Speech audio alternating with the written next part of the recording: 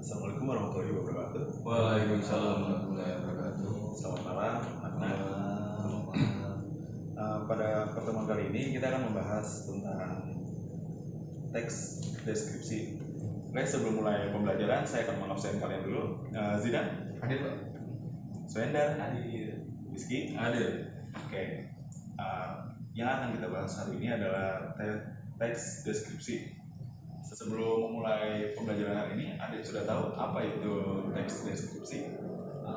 Teks deskripsi adalah teks yang menceritakan tentang peristiwa. Hampir.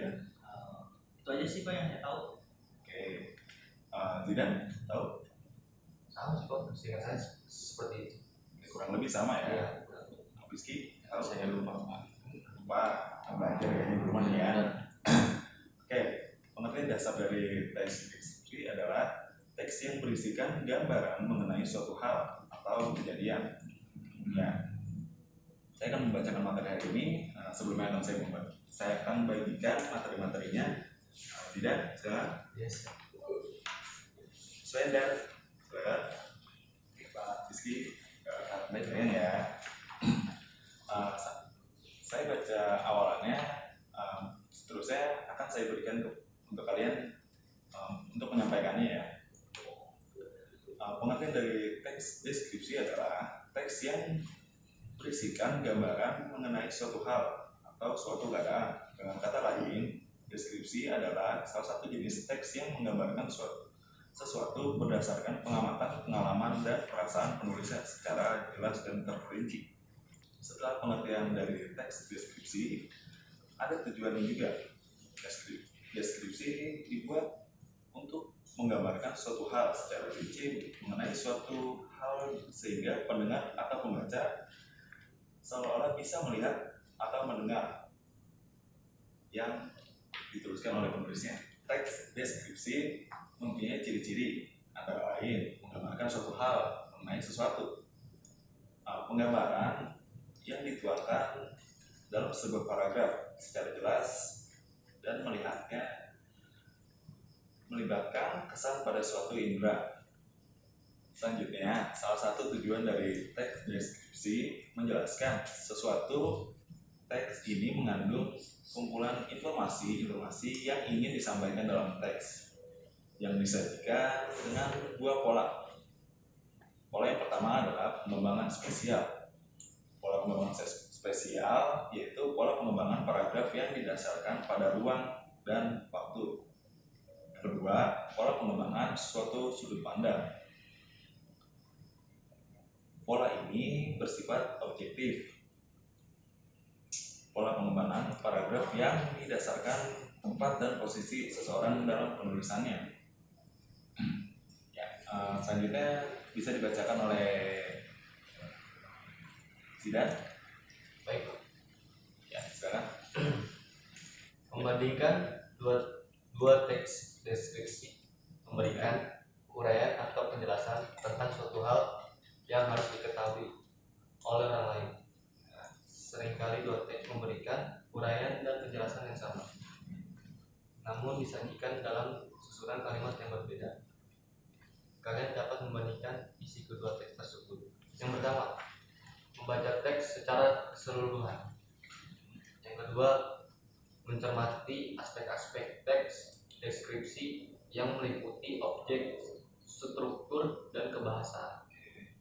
Yang ketiga, mencatat informasi penting yang disampaikan dalam masing-masing teks. Yang keempat, menyimpulkan isi teks deskripsi. Teks deskripsi adalah teks yang berisikan penggambaran objek, tempat atau peristiwa tertentu yang diinformasikan kepada pembaca secara jelas dan terperinci. Pembaca seolah-olah melihat, mendengar, dan merasakan sendiri sesuatu yang dideskripsikan oleh penulis, dengan harapan pembaca mendapat kesan yang mendalam terhadap teks tersebut. Oke. Selanjutnya Swendar bisa membacakan struktur teks deskripsi. Baik Pak. Struktur teks deskripsi merupakan kerangka dari keutuhan sebuah teks deskripsi. Berikut ini merupakan peta konsep dari struktur teks deskripsi.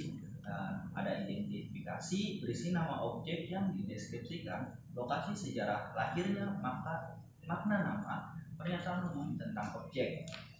Lalu deskripsi bagian berisi tentang bagian topik dan dideskripsikan secara rinci, misalnya tentang ciri fisik, warna, dan ukuran, sifat-sifat asal kesukaan, dan lain-lainnya. Adapun kesimpulan atau pesan merupakan bagian penutup dari teks deskripsi yang berisi tentang kesan umum terhadap objek dan yang dideskripsikan. Adapun kebahasan teks deskripsi terbagi menjadi dua. Yang pertama adalah penggunaan kalimat perincian untuk mengkonkretkan, lalu yang kedua penggunaan kalimat yang menggunakan cerapan panca indera. Cara menyajikan teks deskripsi secara lisan sesungguhnya hampir sama dengan menyajikan teks secara tertulis. Oke, Rizky, sekarang lanjutkan. Baik, Ini saya akan menjelaskan tentang langkah-langkah dalam menyusun tulisan deskripsi sebagai berikut. Yang pertama adalah mengamati objek dengan seksama. Yang kedua, memberikan penjelasan tambahan. Yang ketiga, menggambarkan objek apa adanya. Yang keempat, menyusun daftar rincian objek yang logis dan sistematis. Dan yang terakhir, kelima adalah menyusun karangan yang menjelaskan, mendeskripsikan hasil dari objek atau dijadikan fakta. ya. Adapun untuk menyunting dilakukan untuk menyunting teks deskripsi dilakukan untuk memperbaiki dan menyempurnakan tulisan. Menyunting dapat dilakukan melalui beberapa langkah sebagai berikut.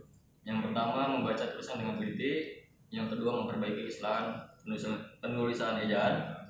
Yang ketiga, memperbaiki kalimat sehingga runtut. Lalu yang terakhir, yang keempat, memperbaiki paragraf sehingga menjadi padu. Lalu hal-hal yang perlu diperhatikan dalam proses penyuntingan antara lain sebagai berikut.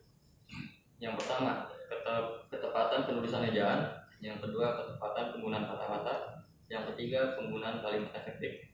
Dan yang terakhir keterpaduan paragraf. Terima kasih, Pak.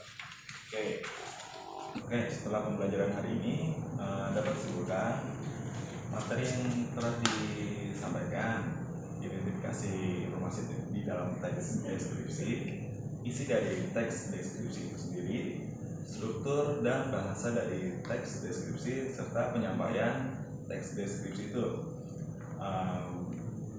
Sebelum mengakhiri pembelajaran hari ini, saya ingin bertanya sedikit tentang apa-apa yang sudah disampaikan. Apakah kalian sudah memahaminya? Ya, dari Zidan, bisa disebutkan tujuan dan ciri-ciri dari teks deskripsi?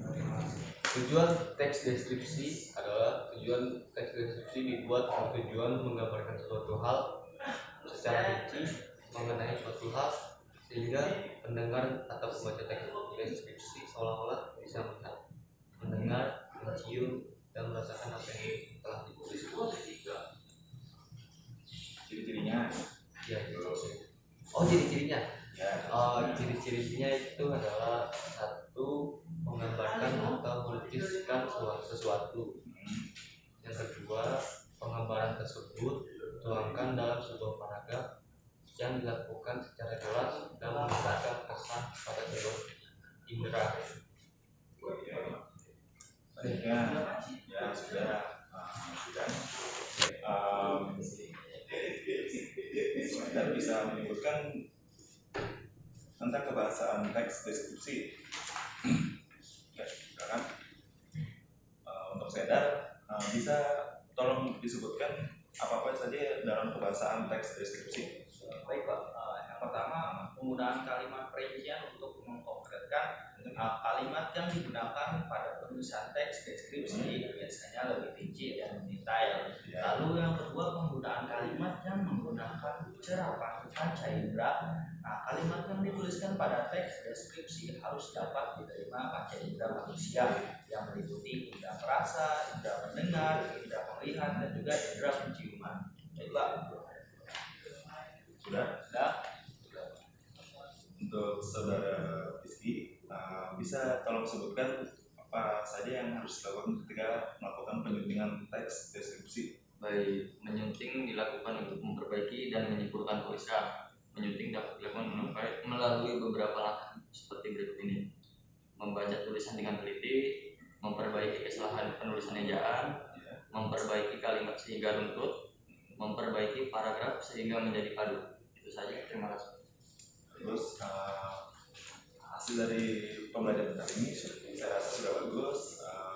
Kurang lebihnya mohon maaf. Assalamualaikum warahmatullahi wabarakatuh. Waalaikumsalam warahmatullahi wabarakatuh.